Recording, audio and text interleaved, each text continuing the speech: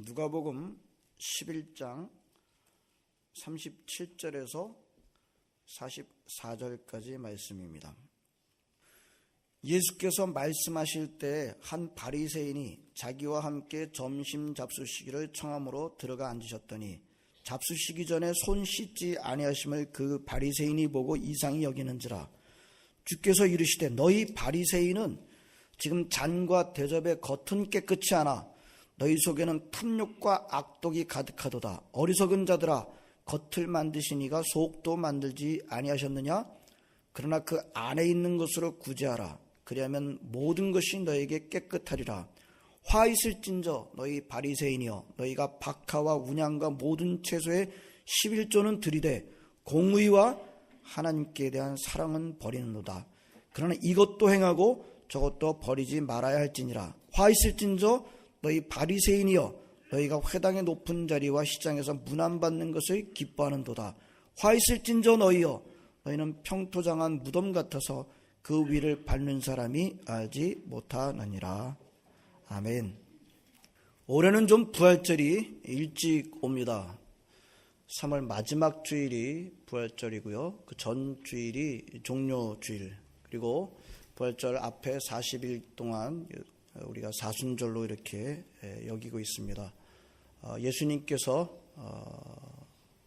이렇게 저와 여러분들의 죄를 용서하시고 씻어주시기 위해서 십자가에 가서 죽으시는 그런 과정이 바로 이 기간에 해당되겠습니다.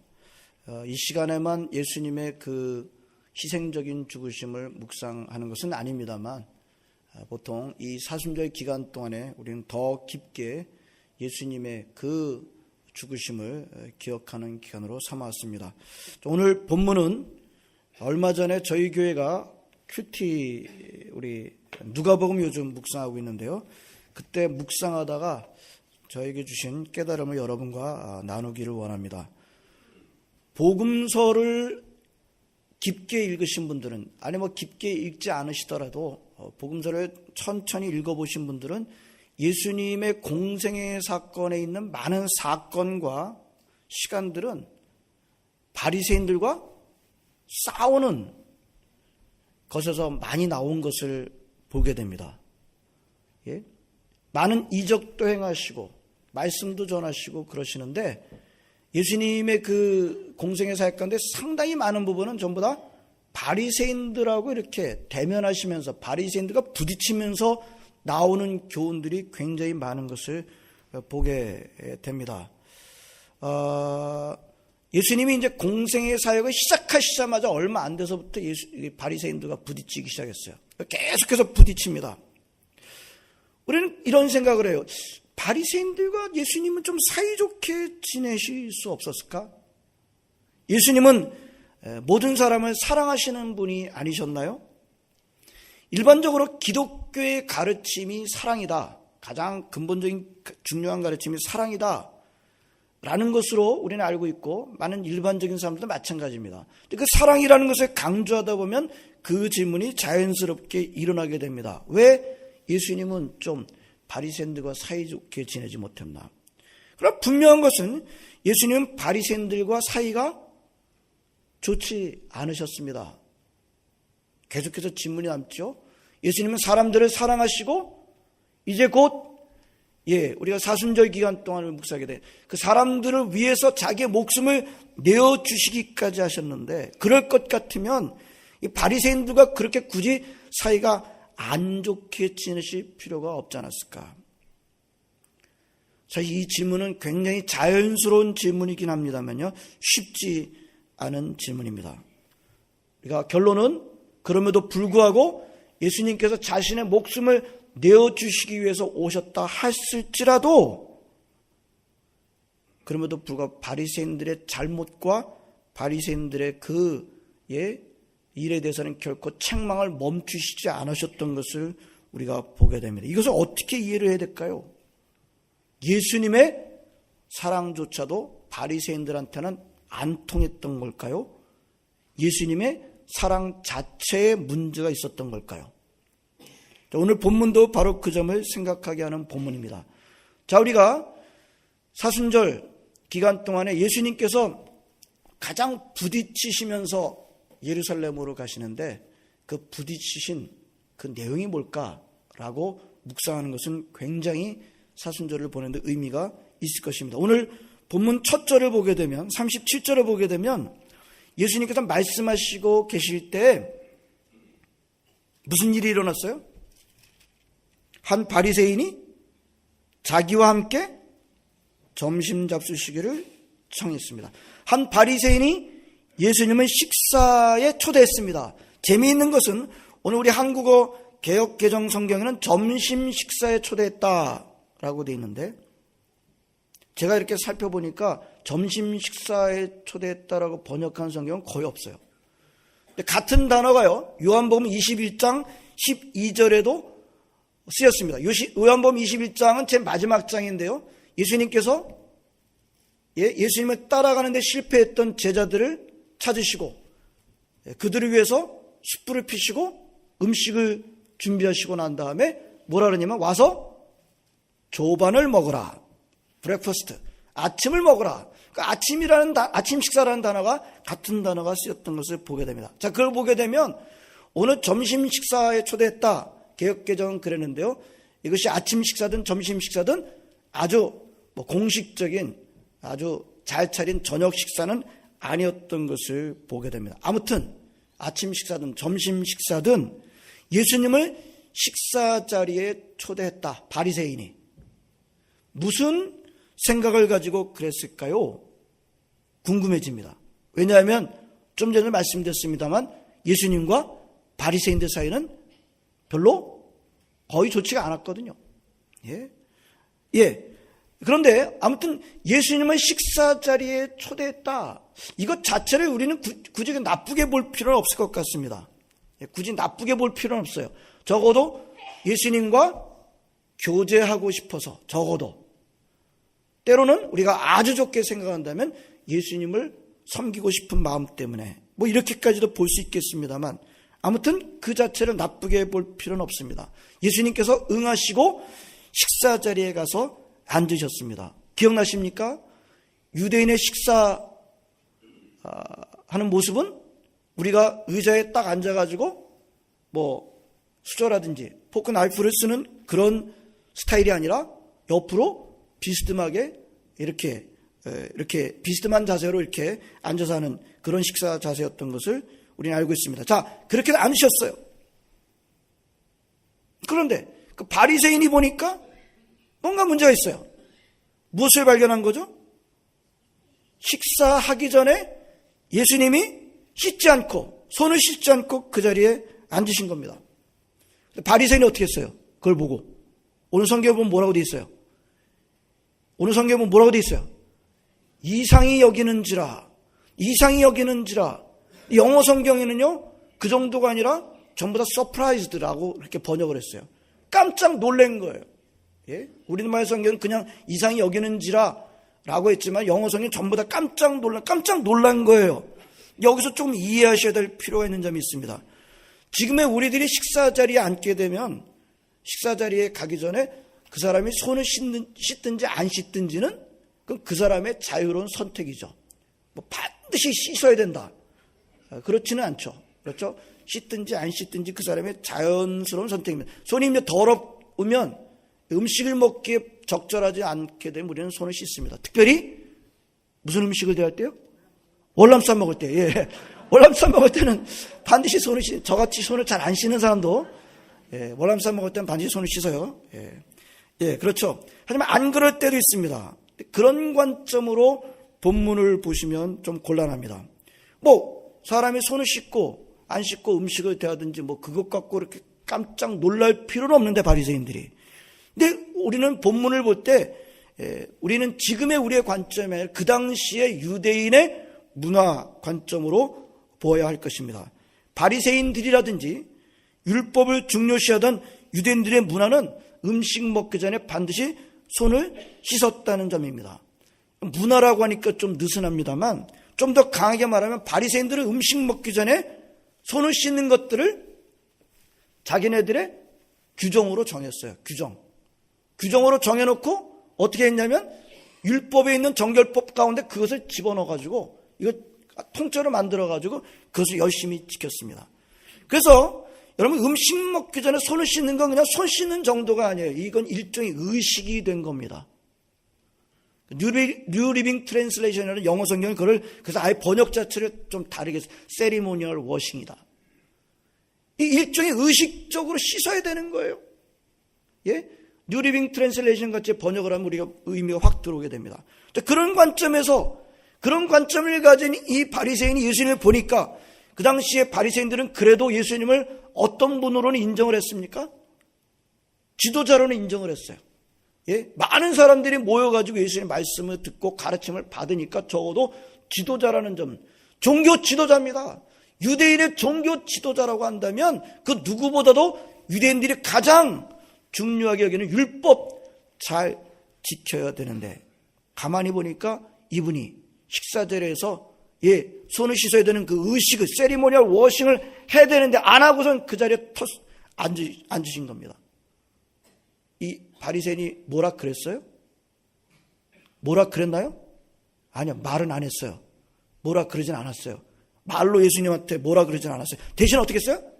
깜짝 놀란 겁니다. 이 충격받은 사람의 표정을 보입니다.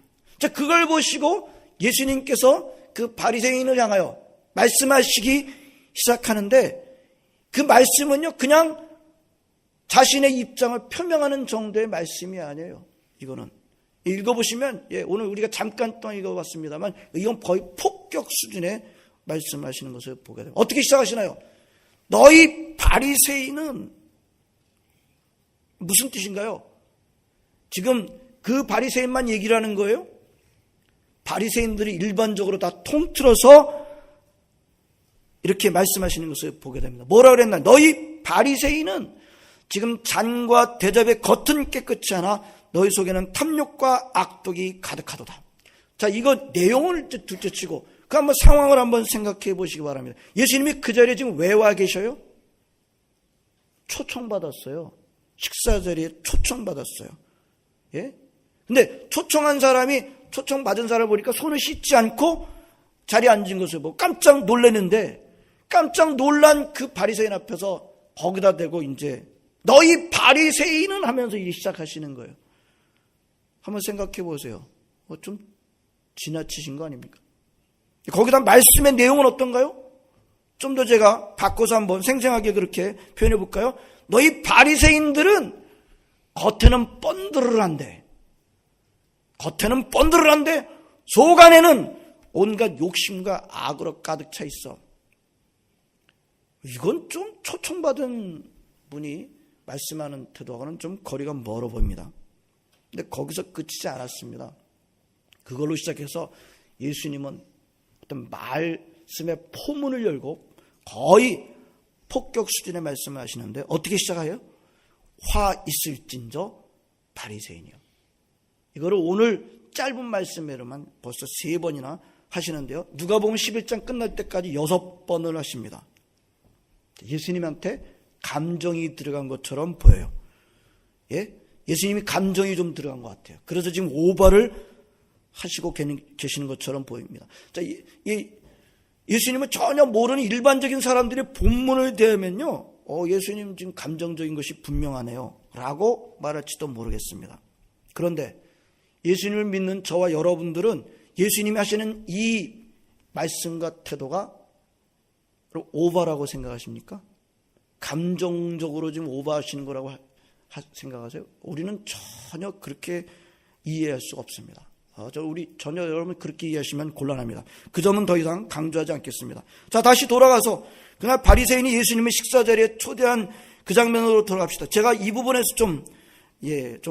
하나님께서 주신 깨달음이 있어요. 여러분, 워렌 버핏이라는 사람을 아십니까? 워렌 버핏 아시죠? 예, 모르세요? 세계 최고의 부자예요. 그리고 어떤 사람입니까? 세계 최고의 투자자예요. 주식 투자자.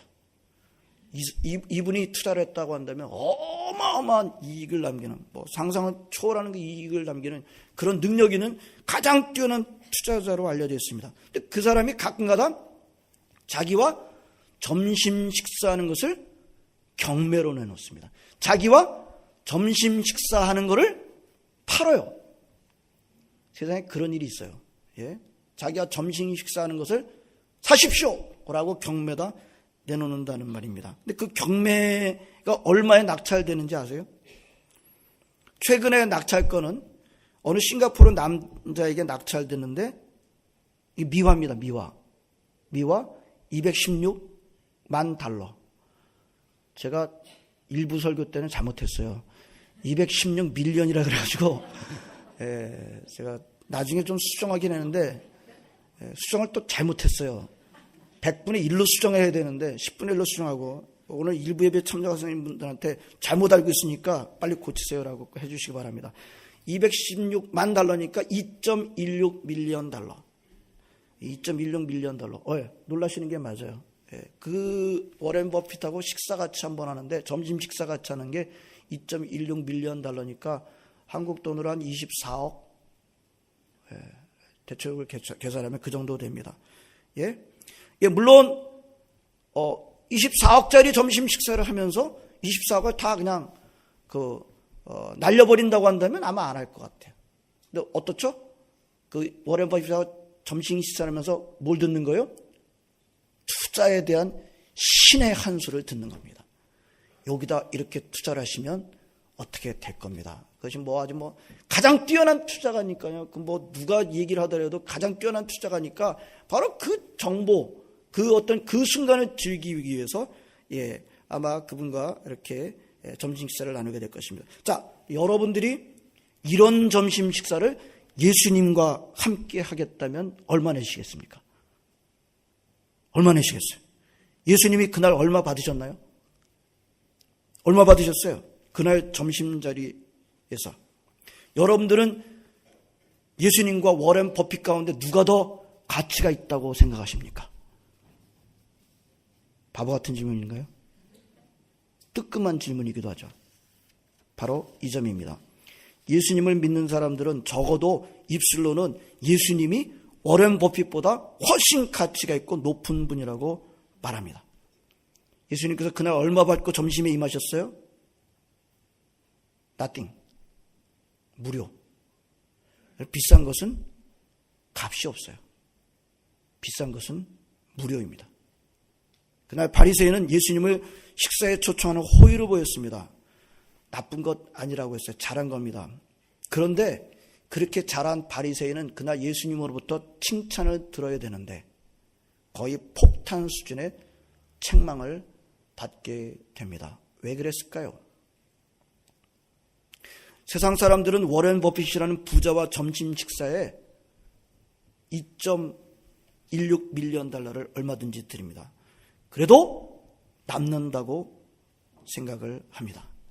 우리 예수님과의 점심 식사는 얼마짜리일까요? 프라이스리스. 돈으로 계산할 수 없습니다. 지금 그날 바리새인이 초청해서 함께 점심 식사를 나누는 그분이 누구예요? 창조주이십니다. 만물의 주인이에요.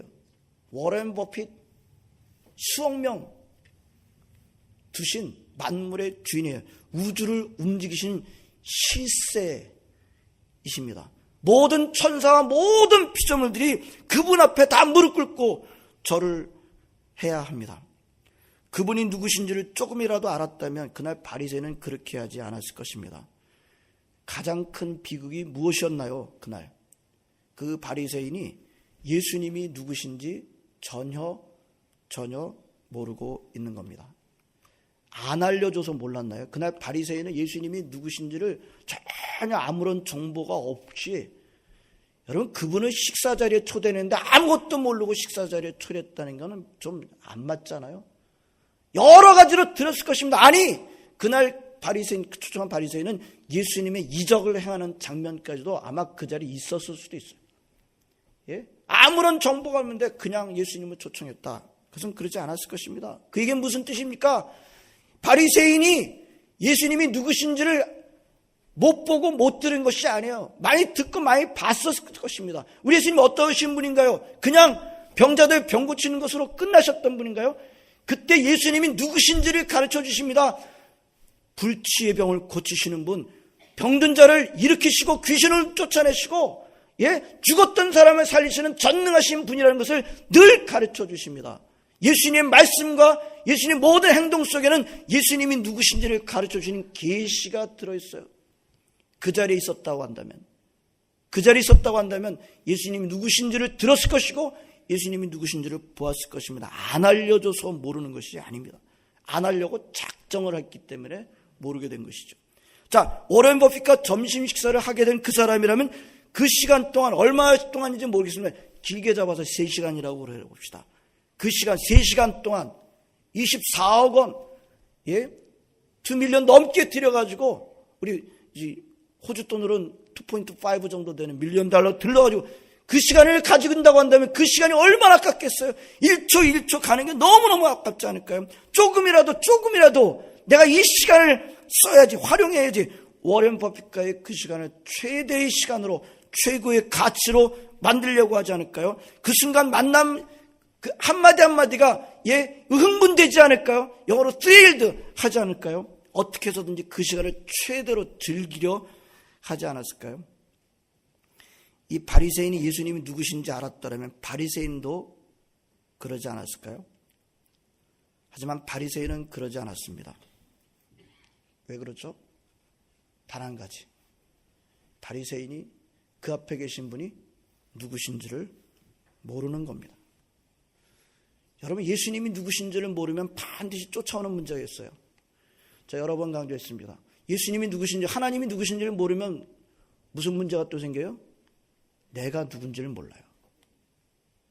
예수님이 누구신지를 모르고 하나님 누구신지를 모르면 반드시 쫓아오는, 아주 동시에 따라오는 문제가 뭡니까? 자기가 누군지를 모릅니다. 그날 예수님을 모르는 이 바리새인의 마음속에는 온통 예수님이 아니라 누가 들어있어요?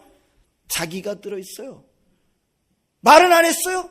그러나 예수님의 그 태도에 놀란 표정 가운데 무슨 생각이 들어있어요? 나는 하나님을 사랑해서 그 율법을 잘 지키는 일은 완벽한데 저는 당신이 종교 지도자로서 율법을 잘 지킬 것을 기대를 했는데 당신은 기대와는 전혀 아니네요. 여러분, 그날 바리새인의 표정 속에 들어있는 메시지는 바로 그겁니다. 더 간단하게 얘기할게요. 나는 옳은데 당신은 틀려 있군요. 이겁니다. 결과적으로 보면 그날 바리새인의 관심은 예수님한테 있었던 것이 전혀 아니고 온통 자기 자신에게 있었습니다. 그날 그 식사 자리에 예수님이 인정하고 예수님과 교제하는 자리가 아니었어요. 자기를 자랑하는 자리가 돼 있었던 것입니다. 그날 바리새인은 예수님을 초청은 했지만 예수님을 즐기지는 않았습니다. 다만 자기를 즐겼을 뿐입니다. 예수님을 즐길 수가 없었어요. 왜요? 자기한테 붙들려 있거든요.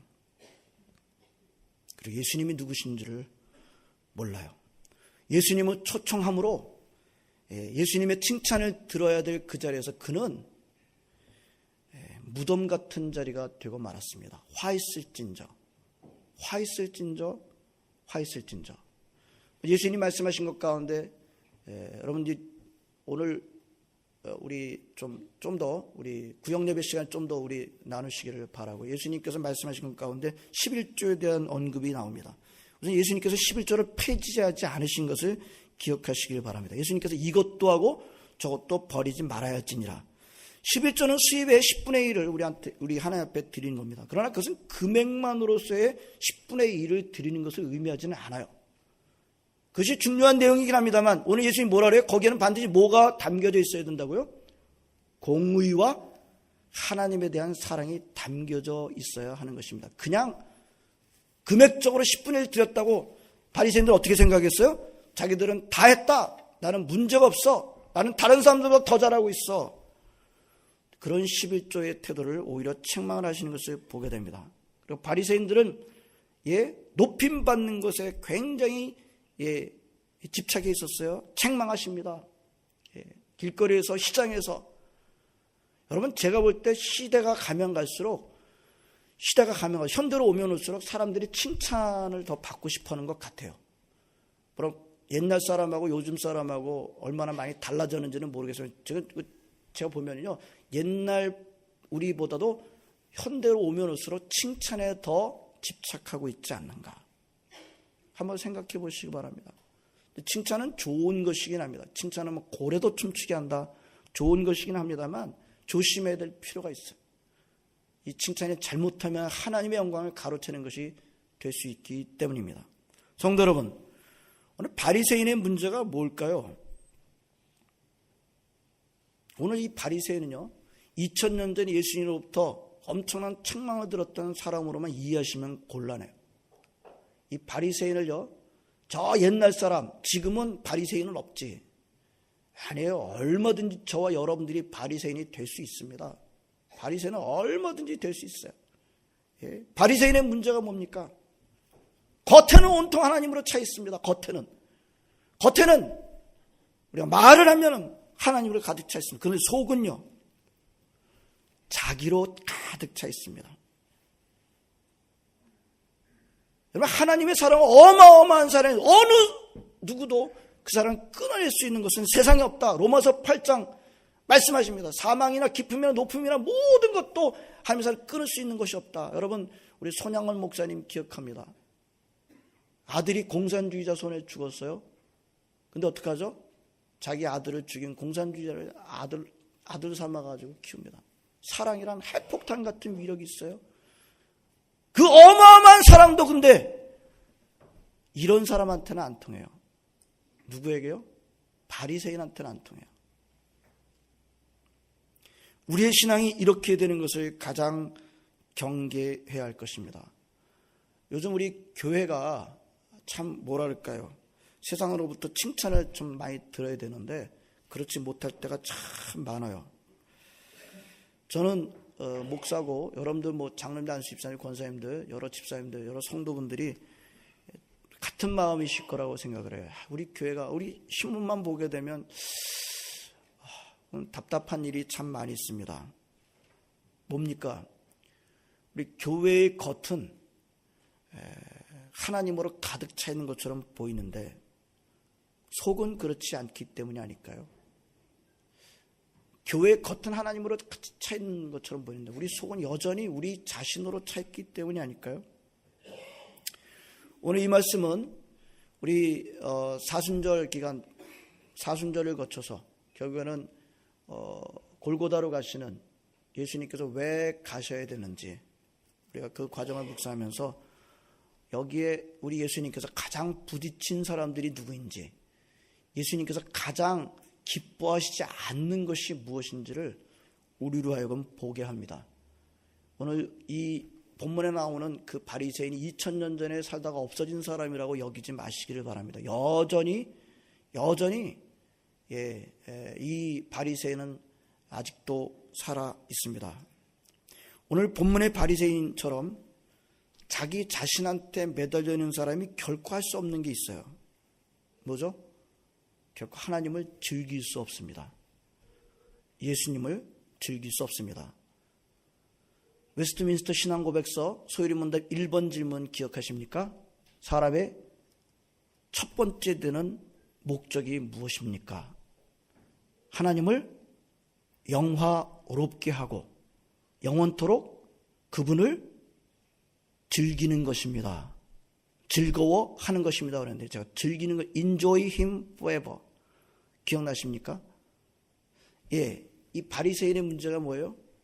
하나님을 즐기지 못해요. 예수님을 즐기지 못해요. 하나님을 즐기시길 바랍니다. 예수님을 즐기시길 바랍니다. 하나님은 언제 영광을 가장 크게 받으시나요? 여러분이 하나님을 가장 즐길 때, 그때 하나님은 가장 큰 영광을 받으십니다. 기도하시겠습니다. 하나님, 오늘도 저희들을 부르셔서 이 예배 같이 드리게 하시고 이 귀한 말씀 듣고 함께 찔림을 받게 해주시니 감사드립니다. 우리 이 자리에 있는 우리 한 사람 한 사람들, 하나님 아버지, 그 어떤 경우라도 하나님 바리새인의 편에 서지 않도록 인도해 주시기를 원합나이다. 하나님 아버지, 정말 나 자신으로 가득 차 있을 때 우리는 하나님을 즐길 수 없습니다. 예수님을 즐길 수 없습니다. 그렇습니다. 우리 성가대가 찬양했듯이 주님으로 갈망하며 가난한 마음으로 하게 하셔서 하나님 내 속에 예수 그리스도가 채워지게 하시고 그분을 즐기는 삶을 살도록 저희들을 붙들어 주옵소서. 주께서 우리 한 사람 한 사람들을 그렇게 인도해 주실 줄로 믿으며 감사드립니다. 예수님의 이름으로 기도합나이다. 아멘.